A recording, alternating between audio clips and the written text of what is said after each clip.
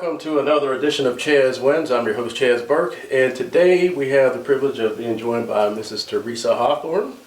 Hi, y'all. Welcome to Chazzwins. So glad to finally get you in here, and it's been in the works for a long time. We had a lot of setbacks and things going on in life, so. Right, that's right. Thank you for having me. I am pleasure. excited to be here. Well, thank you. Looking forward to it. Thank you. Yeah, we were just talking about off camera, talking about the evolution of ourselves today, and we're not quite baby boomers, but wait a minute. I think I'm a baby boomer. First of all, I don't know if we want to start off this way or not. I know that I missed the baby boomer generation by 1 year. Okay. 1 year. So I'm the first year of Gen X. Gen X, okay. So, I think I'm the last year of baby boomer. Yeah, I'm just going to say, just throwing this out there. I know the time frames are like, it ends at 1969. Yeah. And I was born in 1970. And I was born in 69. Yeah. So yeah. So that's, what's 60? Yeah, that was the end of it. So, no. No, we're wrong. That is so not true. what are we? Who are we? 1964 is the last year for the baby boomer generation. Oh, really? 64 and later. So 65 and later? 65 and later is Gen X. So I'm Gen X. Yes, and we will confirm that because, I don't want, yeah, you're. Well, all this time I thought I was a baby boomer. No. You're with us. So I'm not as young as I think I am, or I'm not as old as I think I am. They say, you're as old as you feel, but again, no one will believe that you were born in 1969. That'll be our secret. We won't tell nobody. Thank you. We'll tell nobody. Because I'm not shouting that from the mountaintop either. No, but so, yeah, but here we are, just trying to reinvent ourselves every single day. And like I said, we were talking off camera about exactly how to do that. So we're new friends. I guess it's been about a year. Is that it? Maybe a little bit longer. Well, you've got that such a welcoming spirit. It seems like we've known each other forever. Thank you. I try. I mean, it's great to meet people and to be able to interact with folks. I mean, I love to be able to communicate effectively. That's my main goal. So, especially now, just again, I always tell people, I try to put good energy into the universe more than what I take out of it.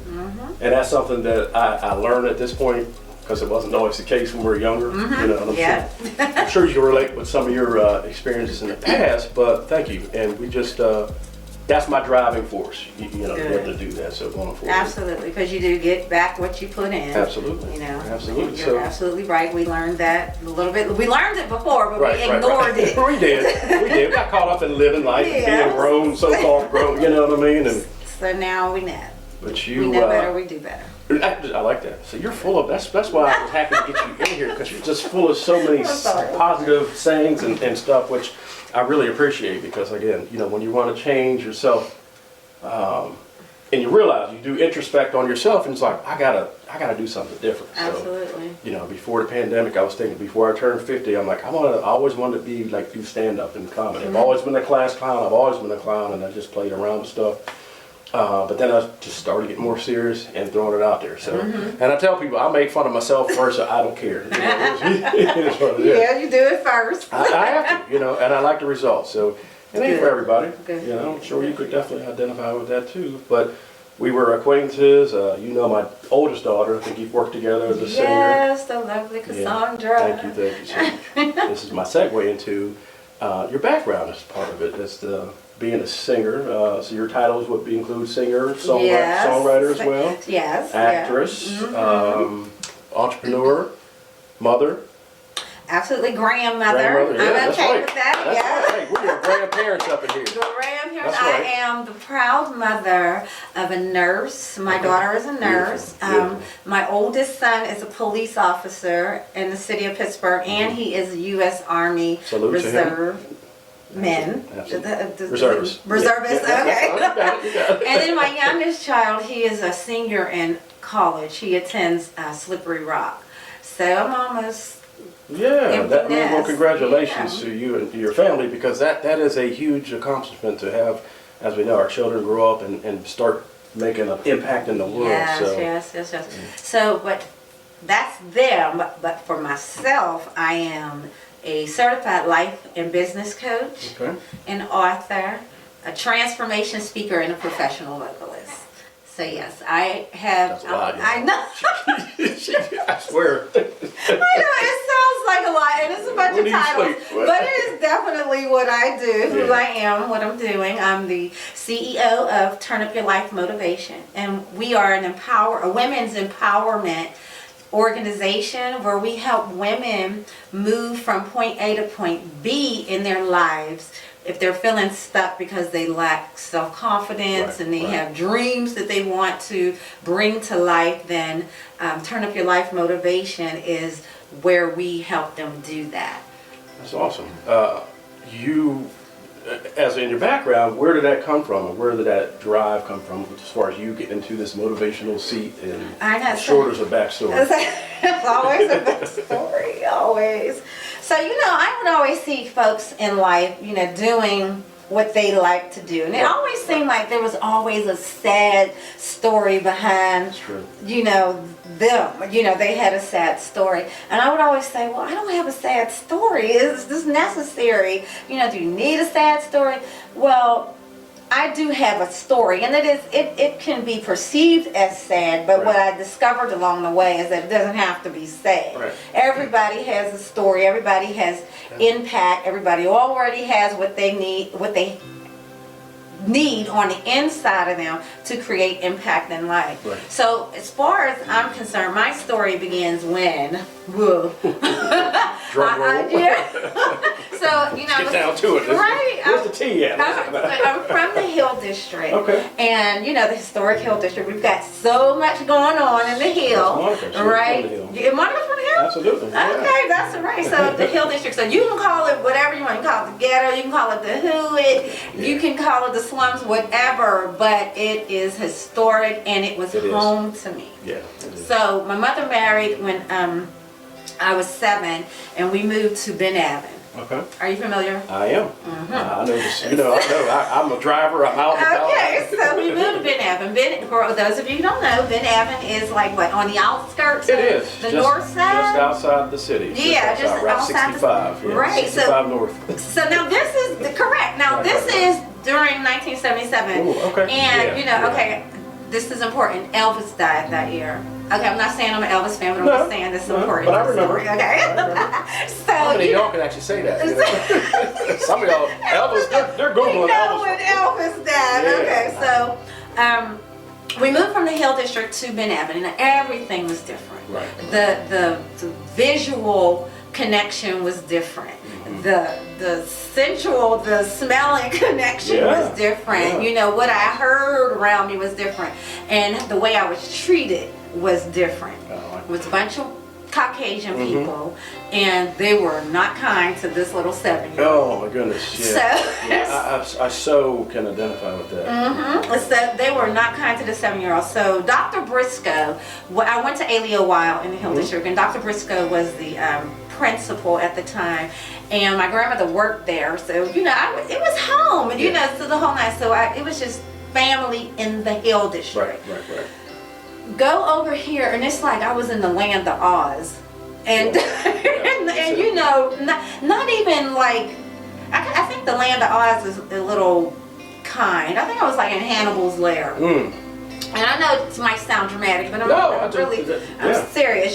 So maybe about 4 African Americans at the school, and then at home we lived in a section of our street. Can't remember the street, but they called the area the Hollow. Like how they call the Hill District the Hill District. Right. Yeah. But we lived on Wiley, so I don't remember the name of the street, but our area was the Hollow. And the Hollow was different because there was like a house here, and then nothing, and then a house over there, and then nothing, then a creek around the corner. But in the Hill District, there's homes everywhere, there's stores, there's business. However, that was to the right of our home. To the left, it was all these beautiful Victorian homes. The street was... I know exactly what you're talking about. There wasn't... do you? I do. Is it like the dam is right there to the left? I don't remember anymore. I don't know, but I don't remember a dam, but I do remember a creek. And I remember there being a couple of ways that we can go to school, either around the creek way or over this bridge. At the time it was blue. Yeah. So I don't know. So we, like I said, to the left was all these beautiful homes, and like I said, the road was even different. It was black.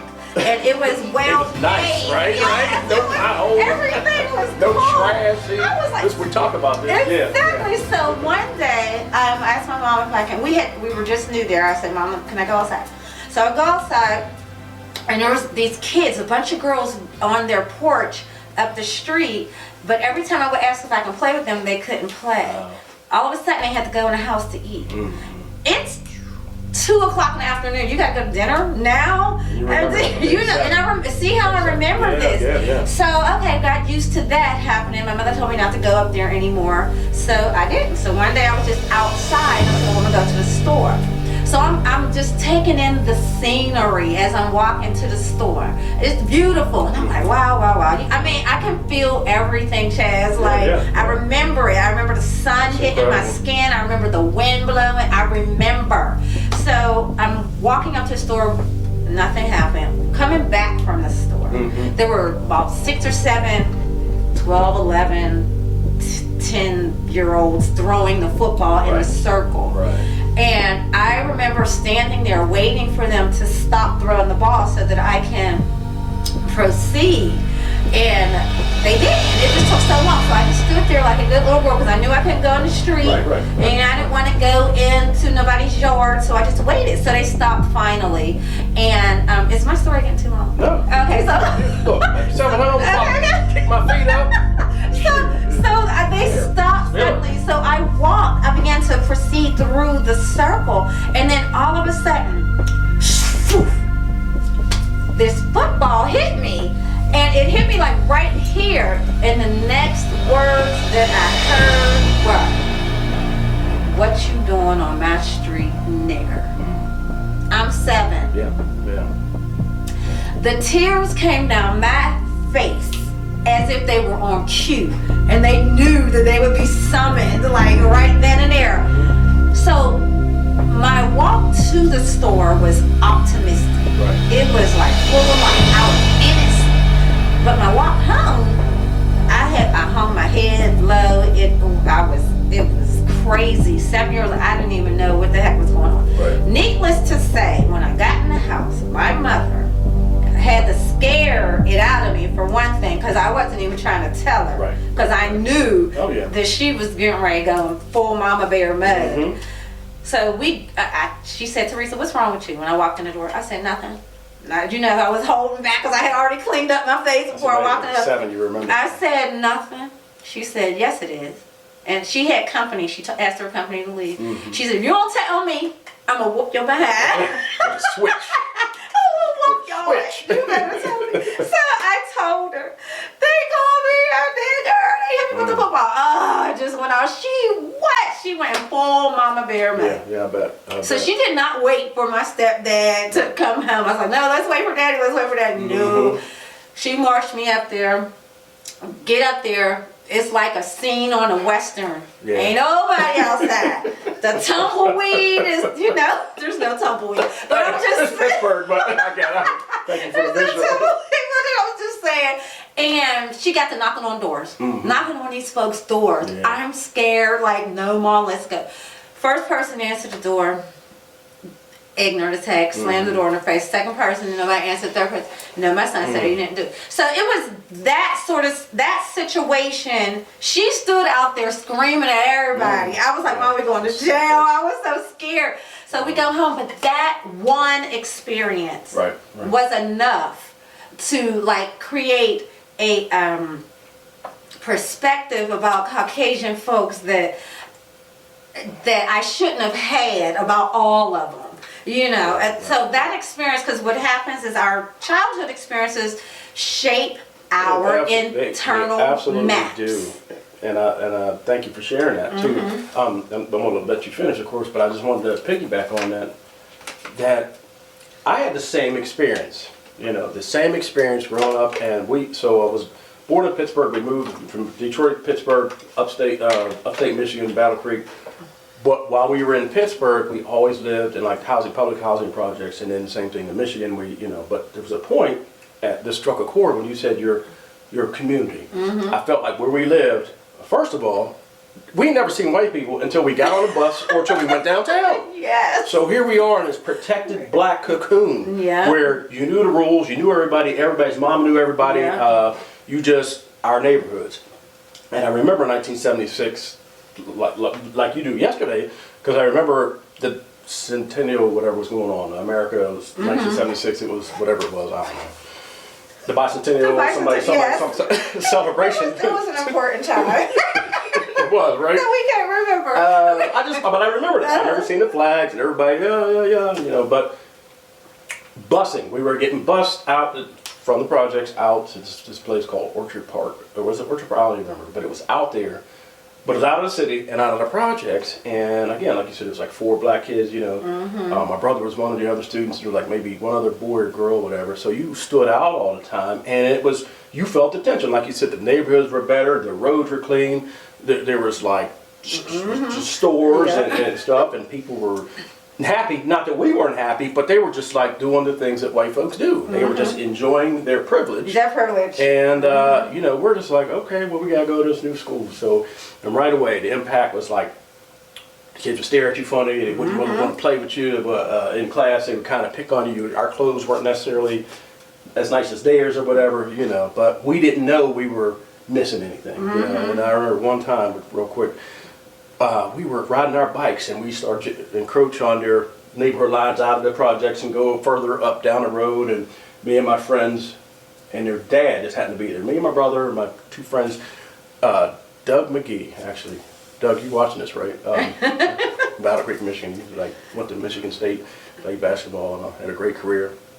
But we were riding our bikes, and I was like 6, and this a pickup truck drove by this shopping center full of white dudes, and they were just yelling, "Go back to Africa, you niggers," you know what I mean? And that was like, I was 6. And I remember my friend's dad, fortunately he was with us, because who knows what had happened. But he started yelling, I'm not from Africa, I'm American, blah, blah, blah, blah. You know what I mean? He was right there, and they were still that brash to be able to do that. And we fought a lot. I wasn't a bad kid, I was a busy kid, Mom. But being a boy, they really challenged us a lot, And fortunately, I had my brother, we were always together, and some of my friends in the neighborhood. So we used to get in a lot of fights, and not because we were picking them, we were just defending ourselves. And like I said, we were from the streets, so it wasn't no thing to throw down, and we didn't think nothing of it. But that too shaped, we talk about today, with the year that we live in and how things are, they talk about the way it used to be. We're talking about our childhood, so. Yeah, you're absolutely right. Been fighting since, so. See, it's fortunate for me, I didn't have to fight during that time physically. Yeah. I mentioned my grandmother and Dr. Briscoe working at Alea Wild, because I was very close to Grandma, and I used to tell her everything, everything. So when she learned about what I was experiencing at the school and in the neighborhood, she told Dr. Briscoe, and Dr. Briscoe made a phone call to that principal. Okay. And I don't know what was said, but I do know that things changed, at least at school for me. So, it was different. So from there, went there, then we moved to, so from there I had a time where I spent in Garfield at my aunt's house, because my grandmother was like, well, go stay with Aunt Sophronia, so you don't have to be around it, and this, that, and the other. So I stayed with Aunt Sophronia, and I made friends with my older cousin's friend. So my older cousin Niecy had a girlfriend from Trinidad that lived next door. And I didn't remember her living, I'm just going to call her D. That's not a name, but I'm just going to call her D. I don't remember her living there before this, so it turns out that she had really been visiting from Trinidad, but she was staying for a while. But so she befriended me, and then I became her victim. She molested me. Again. I'm just saying, again, another childhood trauma that helped shape my life. Then from that was dealt with. We moved to Connecticut. The bullying. I imagine it probably got picked up more in Connecticut. It did, and it was. There's this one Yeah, this one. It's in the book. It's very graphic because it nothing wasn't. left in the book. It's in the book because it's nothing that it wasn't like your typical. Oh, you know, I'm gonna push you, I'm gonna pull your hair. It was sexual bullying. Yeah. So you know that, and then we moved to California. We were all over the place because my stepdad worked for the government, and we were moving a lot. So we moved to California, and California, a whole lot happened in California. I had to go become this adult because my mom, who is now a 30+ year recovering addict, was picked up there, and my stepdad, and then that whole life was just like, oh my Lord. It was like, you know, so I'm in survival mode since 7, and that shaped my perspective about myself, about life. No matter how much I was loved at home, because truly I was loved. You know, I was loved, and were there some opportunities to better protect me? Absolutely, but it helped shape my character today, you know, who I am today. Yeah. From that, you know, from the time we got back to Pittsburgh, at the age of 19, I attempted suicide because I was just like, I was dying. I was like, I didn't have nothing. I got tired. It was just feeling alone and always in survival mode, and I put on a good front. You know, that's why I say you can check on your friends who's always smiling. You're right. You know, the ones that are always smiling, check on them. I get it. Yeah, because you know, so there was a stint where I stayed at Western Site in Pittsburgh, and yeah, so all that. So I'm in survival mode, and so on top of that, I was able to find refuge in music.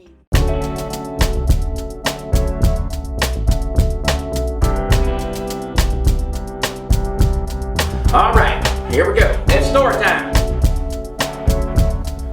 The cats nestle close to their kittens. The lamb have laid down with the sheep. You're cozy and warm in your bed. My dear, please go the fuck to sleep. What? Go the fuck to sleep? What is this, y'all? What am I reading? Well, that's all the news we have for today. Stay tuned to Grind City TV Network News for all the breaking news coming your way.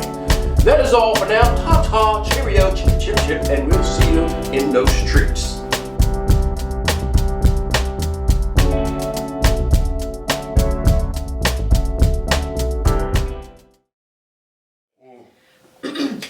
So thank God for music. There you go. Because I do believe music saved me. Right.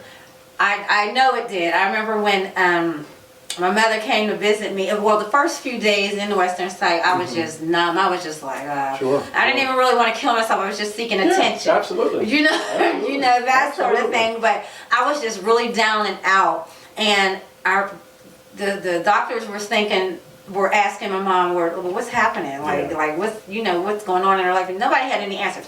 But my mother, when she came one day, I said, Mom, bring your Natalie Cole album. It was a 12-inch. Right. It For was, those of you who don't know, it's a little black thing that you put on this needle and you push the button. it spins and music comes from its sound. Okay. I hope that my fans are my watchers are young enough. We have people our age too and over, so I know. Okay. So some of y'all know what I'm talking Some of about. y'all. All right, so she brought the album, and we were in the community room and put it on, and I came to life. Wow. I will never forget that. I came to life. Now, that wasn't my first time, Right. you know, being introduced to music, because I've been singing since I was 7. Okay, I was going to ask about that. And yeah, so, you know, On the hill, between, was that on the hill you started? it was in the hill that I Historically, started, yeah. All the music back in Yeah. way back, I guess back in the day. Yeah, you know how we had Georgie Benson. Well, yeah, I would say we had Georgie Benson. I don't know how old I was, Right. even if I was around yet. But yeah, George Benson, Lena Horne, and you know herself. And then, you know, I don't think that Phyllis Hyman was from the Hill, but she's definitely from Pittsburgh. Right. And you know, I'm sure she played the Hill District. Just all kinds of great talent that we had there. And throughout the whole Pittsburgh area. I mean, it doesn't just start and stop in the Hill District. I know that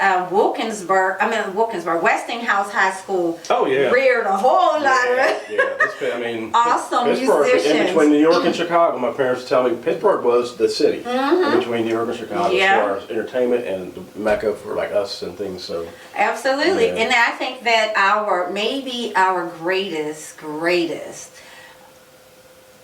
celebrity or impact was from Teresa Hawthorn? August Wilson. Absolutely.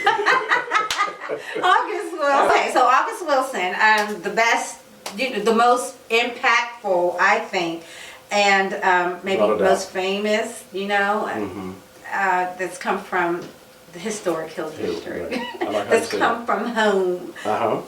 The historic, yes.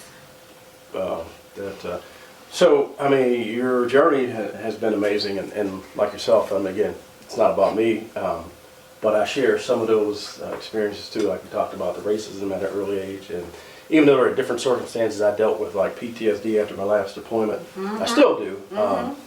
Had readjustment issues back in 2008, and I was also, I went to the facility up at the Highland Drive, the mental health facility, and I was a mess. I mean, it was, had gotten divorced like shortly after I got home, the last deployment, blah, blah, blah, blah, and alcoholism started. So I say all that to say, when I say I genuinely understand, I do. And something I talk about a lot too, because it's part of who I was. And thankfully I was able to somehow navigate that and get to where I'm at. Right, and talking about it is cathartic. You get to really exhale and let some of that go. We're not meant to hold on to our challenges, our agony. If we speak about it and confess to one another, as the Bible says, then we can be set free from that. It does, though. That's why I have no shame about it. And people, if somebody can be inspired by something I might say or do, I've been through whatever, that's great. And at the time, it's dark, of course, when you go on, and I can recall certain times were more difficult than others, but you continue to go forward, and it's this journey that you're on, and then you start sitting back smiling like we're doing now, because you done seen your darkest days, and you learn, what's going to happen? We're going to have church up in here, somebody. I used to ask my grandmother when we would be at church, and the saints would be up giving their testimony, giving honor and glory to Jesus Christ and the Lord of my life, and for doing such and such and this, that, and the other. And I used to be like, I would tap her, I'd be like, Grandma, did she almost die or something? Why is she so happy? What did he do for her? Exactly. And she's like, Teresa, you gotta live a little and you'll learn. I swear, my grandmother used to say the same thing. I talk about that. She's like, keep on living. My grandmother was she was 103 when she died in 95. Oh, wow. She was born 1895. 96, like 30 years after. Wow. 30 years after slavery, after emancipation. So abolishment, from Danville, Virginia.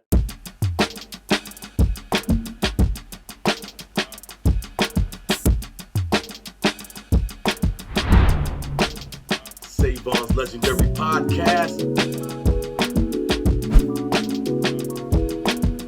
Shout out to Grind TV Network on Roku. Grind City, and you know this, man.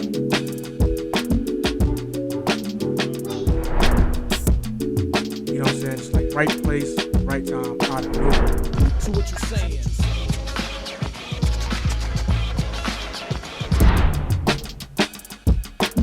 Former tag team partner coming to save. Tony Johnson, we saw him battle Edric earlier, but this is a 2-on-1 mugging.